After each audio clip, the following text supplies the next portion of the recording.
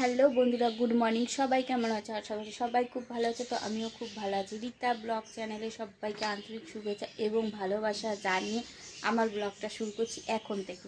তো আমার স্নান হয়ে গেছে, মোটামুটি ঠাকুর পুজো দেওয়া হয়ে গেছে।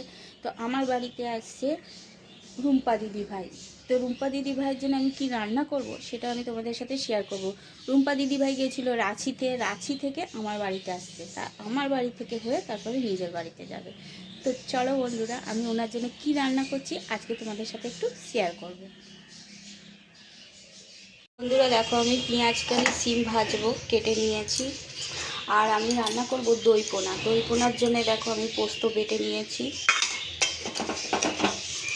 আদা রসুন পেঁয়াজ বেটে নিয়েছি, আর একটু টক দই ফাটিয়ে রেখেছি। আর এই দেখো মাছটা দেখতে পাচ্ছ বন্ধুরা। তো চলো আমি রান্নাটা কীভাবে করব তোমাদের সাথে আমি একটু শেয়ার করে নেব।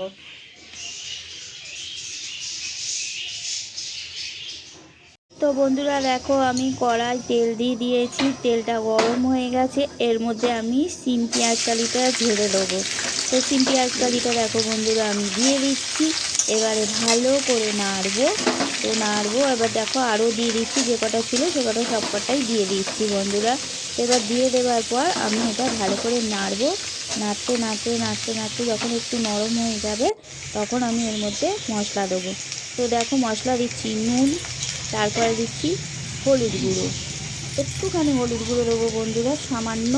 তো সামান্য হলুদ গুঁড়ো দিয়ে এবারে আমি এটাকে ভালো করে নাড়বো। তো নাড়ার পর দেখো নাড়া হয়ে গেছে। এরপরে আমি এটাকে একটুখানি চাপা দিয়ে দেবো যাতে নরম হয়ে যায় আর ভাজাটা ভালো হয়। তো দেখো বন্ধুরা আমি চাপাটা দিয়ে দিচ্ছি। এবার চাপাটা দেওয়ার পর তারপরে দেখো চাপাটা খুলে দিলাম। দেখো ভাজা ভাজা হয়ে গেছে, একটু নরম নরম হয়ে গেছে। তো এবারে আমি সিম পেঁয়াজ কালির ভাজা যেহেতু হয়ে গেছে, এবার আমি নামিয়ে নেব। তো দেখো বন্ধুরা চলো আমি এটাকে নামিয়ে নিই। নামিয়ে নেওয়ার পর তারপরে আসছি তোমাদের সামনে। তো আবার দেখো বন্ধুরা আমি কড়াটা বসিয়ে দিয়েছি, দিয়ে তেল দিয়ে দিয়েছি। তেলটা আমার গরম হয়ে গেছে। এবার ওই তেলে আমি মাছটা দিয়ে দেবো। তো চলো দেখো আমি মাছটা দিয়ে দিচ্ছি বন্ধুরা। তো 4 পিস মাছ আমি দিয়ে দিলাম, ভালো করে ভেজে আমি তুলবো বন্ধুরা। তো চলো মাছটা ভাজা হয়ে গেলে তারপরে আমি তোমাদের সামনে আসছি বন্ধুরা। তো দেখো বন্ধুরা মাছটা ভালো করে ভাজা হয়ে গেছে। এবারে মাছটা আমি তুলে নিয়েছি। ওই তেলের মধ্যে আমি 2টো শুকনো লঙ্কা দিয়ে দিলাম, একটা দেবো তেজপাতা, আর দেবো লবঙ্গ, দারচিনি, এলাচ আর জিরে। একটা বাটির মধ্যে নিয়ে নিয়েছি বন্ধুরা, দেখো আমি তোমাদের দেখাচ্ছি। তো লবঙ্গ, দারচিনি, এলাচ এবার এর মধ্যে দিয়ে দেবো। দেখো বন্ধুরা বুঝতেই পারছো। তো চলো আমি এটা হচ্ছে ফোড়ন দিলাম। তো ফোড়নটা দিয়ে ভালো করে ভাজা ভাজা করব।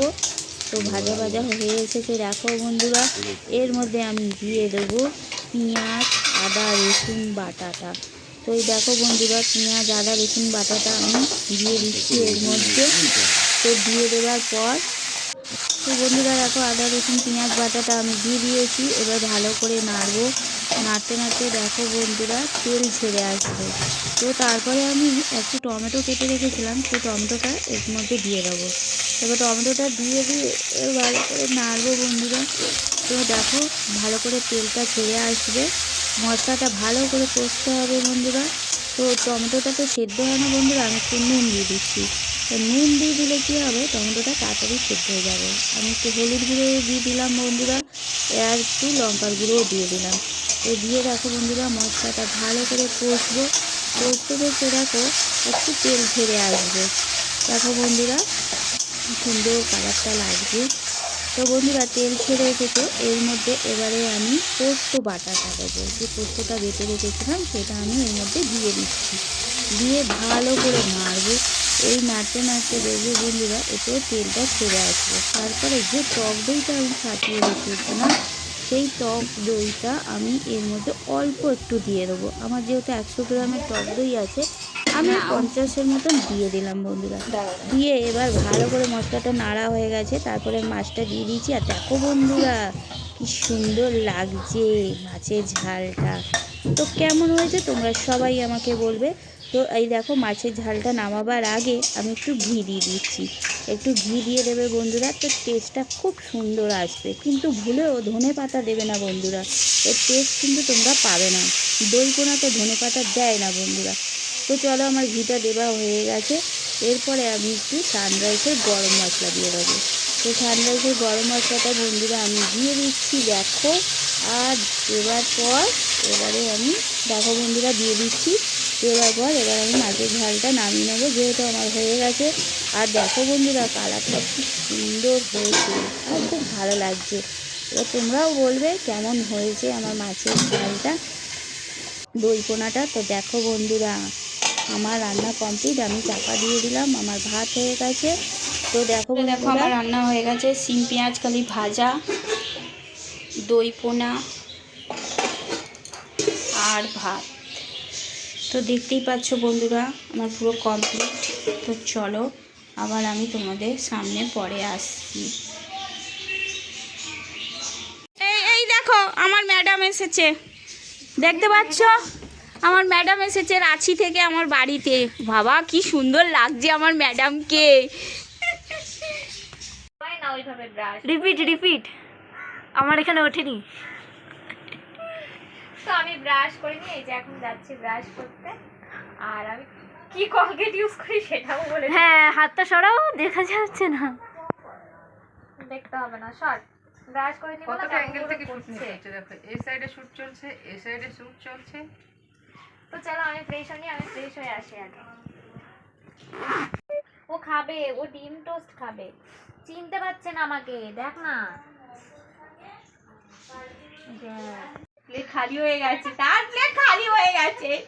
দেখ আই দেখো দিদিভাইকে টিফিন দিচ্ছি, দিদিভাইয়ের চাউমিন দিদিভাইকে খেতে দিচ্ছি। আর আমি তো ডিম টোস্ট পুরো খেয়ে নিয়েছি। ডিম টোস্ট পুরো খেয়ে নিয়েছে, ব্লগ শেষ হয়ে গেছে কানে। না উঠিয়েছে তো সিনেমা। তো বন্ধুরা আমি অনেকক্ষণের পর চলে এসেছি লাঞ্চে। তা দিদিভাইয়ের জন্য খাবার বেড়েছি দেখো, ভাত, শসা, এখানে হচ্ছে পেঁয়াজ কালি সিম ভাজা, এটা একটা চচ্চড়ি আমার যা দিয়ে গেছে, আর দই পোনা। তো চলো আমি দিদিভাইকে খেতে দিচ্ছি, দেখবে চলো। বন্ধুরা দেখো আমি একদম বিকেলে চলে এসেছি। দিদিভাই রাতে রুটি খাবে, তার জন্য আমি আটা নিয়ে নিয়েছি, একটু মেখে রাখবো, নুন নিয়েছি। আর এখানে দেখো মাছের ঝালটা একটু গরম করে নেব। আর দিদিভাইয়ের জন্যে আমি একটু চিকেন রান্না করে রেখেছিলাম, সেটা তোমাদের সাথে শেয়ার করিনি যেহেতু অল্প চিকেন সেই জন্যে। তো দেখতেই পাচ্ছ এগুলো আমি একটু গরম করে রেখে দেবো, দিদিভাই রাতে খাবে। রাতে বেলা গরম করে দিলেও হবে।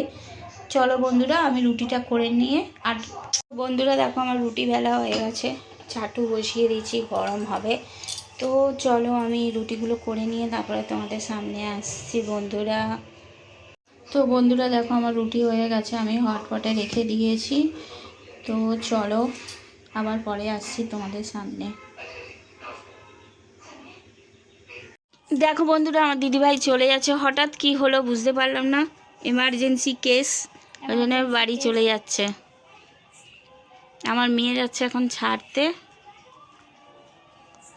একবার টাটা। দিদিভাই চলে যাচ্ছে, হুট করে কি এলো কে জানে, ওই জন্য চলে যাচ্ছে, রাতে থাকলো না। হ্যাঁ টাটা।